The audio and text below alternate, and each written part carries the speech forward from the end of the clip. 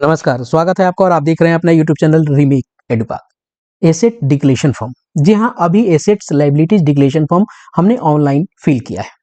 इस वीडियो के माध्यम से हम asset declaration online form fill up के स्टेटस को जानेंगे। न सिर्फ स्टेटस को जानेंगे बल्कि इस वीडियो के माध्यम से उस ऑनलाइन फॉर्म को ट्रैक कैसे करें, यानी किस स्टेज पे वो पेंडिंग है, उसको कैसे देखेंगे, कैसे जानेंगे, इस वीडियो के माध्यम से हम वो तरीका जानेंगे। यदि आप चाहते हैं कि एसेट डिक्लेरेशन फॉर्म को डाउनलोड करना, तो उससे आप डाउनलोड कैसे करेंगे, इस वीडियो के माध्यम से हम वो भी जानेंगे। हम इस वीडियो के माध्यम से आपको, अगर आप चाहते हैं कि आपका फॉर्म गलत फिल हो गया है, उसे आप कैंसिल करना चाहते हैं, कॉल ऑफ करना चाहते हैं, उसको फिर से सही करके भरना चाहते हैं, तो वो तरीका भी जानेंगे कि कैसे इस एसेट डिक्लेरेशन फॉर्म को आपको कैंसिल करें।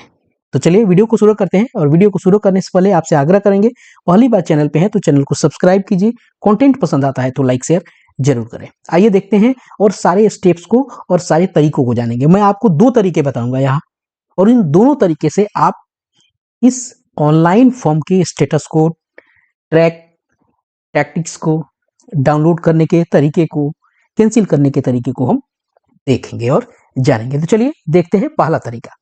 आपको करना क्या होगा कि HRMS की वेबसाइट पे जाना होगा, और वेबसाइट पे जाके आपको अपने यूजर नेम और पासवर्ड को डाल के, कैप्चा को डाल को लॉगिन करना होगा। अब बड़ी बात आती है कि यूजर नेम क्या आपके पास है कि नहीं। तो यूजर नेम नहीं है तो फॉरगेट यूजर नेम करके आप यूजर नेम प्राप्त कर सकते हैं, क्योंकि आपने ऑनलाइन फॉर्म या तो आपने स्वयं खुद से भरा होगा, या साइबर कैफे से भरवाएगा, या किसी एक्सपर्ट से भरवाया होगा। यदि आपने खुद से भरा होगा तो आपके पास आपका यूजर नेम पासवर्ड जरूर होगा, आपने उसे दिया जरूर होगा।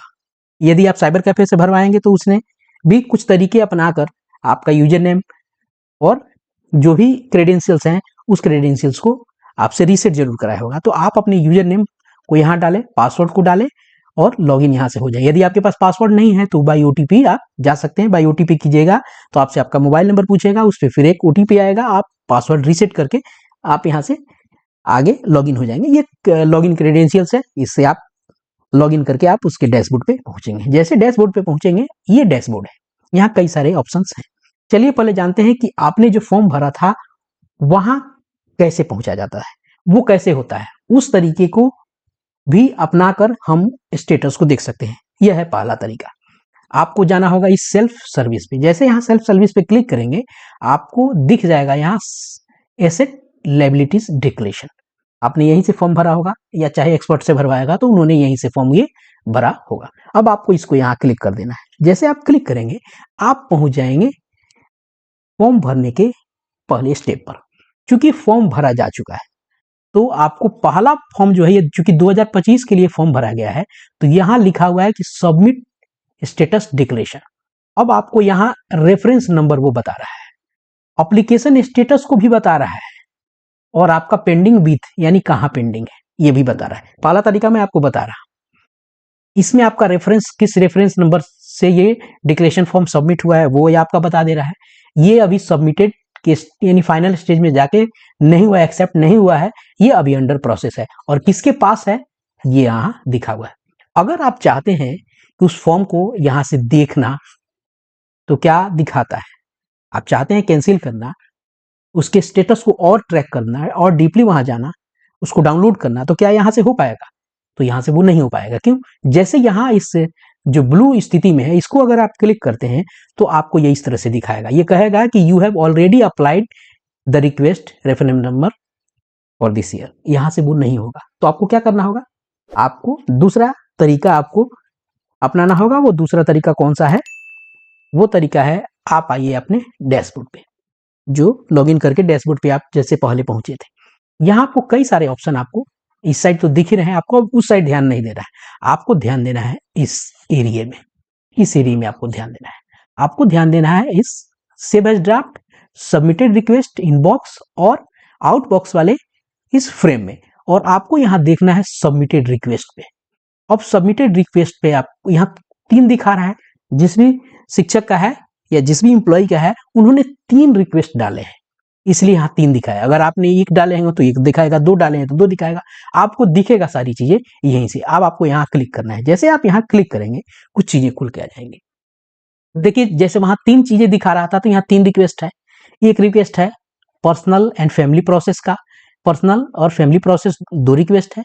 यहाँ नॉमिनी भी उन्होंने डाला होगा, तो यहाँ दिखा रहा है कि सबमिटेड डेट कब है, टाइम कब है, ये किसके पास पेंडिंग है। उसके बाद अभी जो लेटेस्ट है वो है एसेट लायबिलिटीज प्रोसेस। अब पर्सनल फैमिली को ऐड करने के लिए जो अगर आपने कोई अब रिक्वेस्ट किया है तो वो भी स्टेटस आप यहाँ से देख सकते हैं। चलिए अभी हम उसकी बात नहीं करेंगे, हम बात करेंगे एसेट लायबिलिटीज प्रोसेस की, जिसका आपको अभी सबमिशन हुआ है।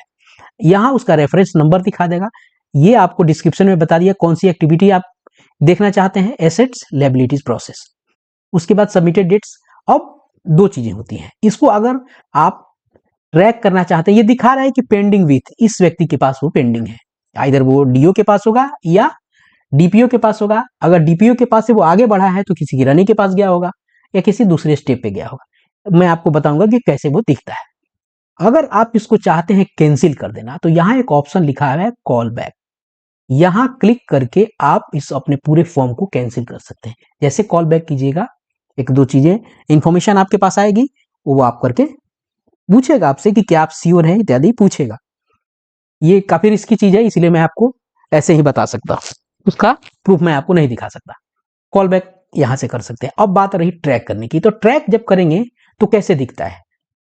ट्रैक पे जैसे क्लिक करेंगे तो आपको बताएगा कि रेफरेंस नंबर बताएगा, एक्टिविटी नेम बताएगा, आपका नाम बताएगा, पेंडिंग विथ किसके पास बताएगा, इनिशिएट कब इनिशिएट किया है, यहाँ लिखेगा स्टेटस क्या है, अंडर प्रोसेस है, अभी पहले स्टेटस में है। यह ध्यान दीजिएगा यूजर का यानी टीचर के ही स्टेटस पे है। अगर मान लीजिए कि ये आगे बढ़ गया रहता तो यहाँ एक और ब्लू रंग का बॉक्स बन के आ गया रहता और वहां लिखा रहता कि किस व्यक्ति के पास ये पेंडिंग है, उस व्यक्ति का नाम लिखा है। जैसे पेंडिंग विथ है ना, यहाँ इसी व्यक्ति का नाम यहाँ लिखा रहता।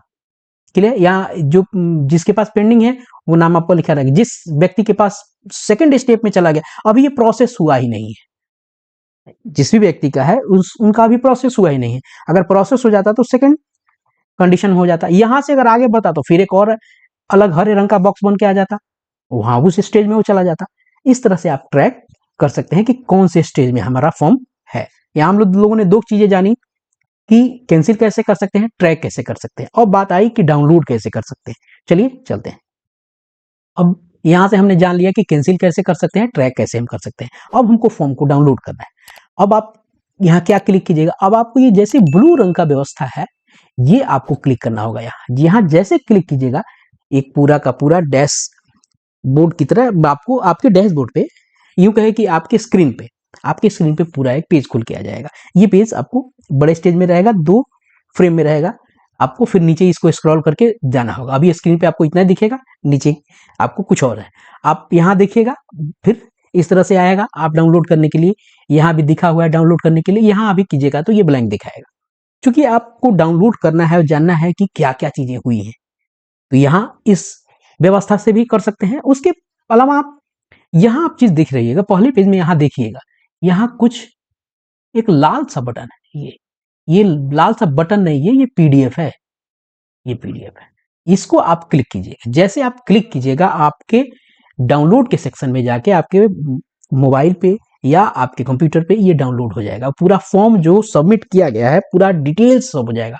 ये भी है आपके पास जो फॉर्म भरा गया है वो सारा चीज यहाँ दिख रहा है। आप यहाँ से भी देख सकते हैं, यहाँ से भी आप देख सकते हैं, सारी डिटेल्स आपको यहाँ से मिलेंगी। लेकिन आप चाहते हैं कि पूरी डिटेल्स एक पीडीएफ में उपलब्ध हो जाए, तो यहीं पे यहाँ जो दिया हुआ है ये जगह, या इसी को आप क्लिक करेंगे ये फाइल डाउनलोड हो जाएगा और आपके डाउनलोड फोल्डर में वहां जाके हो जाएगा। तो ये तरीका था पूरे आपको एसेट्स लायबिलिटी डिक्लेरेशन फॉर्म के स्टेटस को जानने का, डाउनलोड करने का, कैंसिल करने का तरीका। और इस तरीके से हम ये पूरा प्रोसेस और पूरा स्टेप हमने आपको फॉलो करना होगा, तभी ये सारी चीजें होंगी। तो इस वीडियो के माध्यम से मैंने प्रयास किया कि आप तक ये सारी इंफॉर्मेशन पहुंचे। उम्मीद करता हूं कि ये वीडियो आपके लिए फ्रूटफुल रहा होगा। मिलते हैं जल्दी ही इसी तरह के इंफॉर्मेटिव वीडियो के साथ, तब तक ना ख्याल रखें। जय हिंद।